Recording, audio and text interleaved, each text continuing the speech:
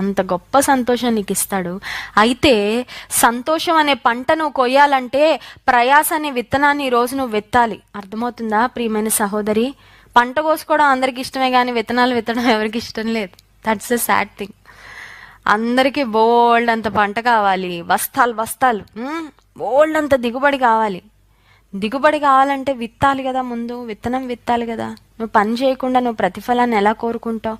కష్టించకుండా నువ్వు జీతాన్ని ఎలా కోరుకుంటావు? సోమరిపోతుగా ఉండి నువ్వు అపనమ్మకస్తుడిగా ఉండి అపనమ్మకస్తురాలిగా ఉండి దేవుడు నన్ను ఆశీర్వదించాలంటే how is it possible?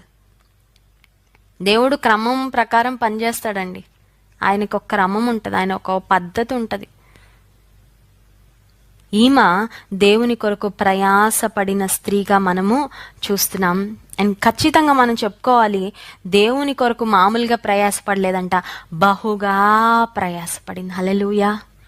If we can become like her, ఆమె లాగా మనము కూడా దేవుని కొరకు బహుగా బహుగా దేవుని వాక్యం నుండి బహుగా ప్రార్థన చేయాలి.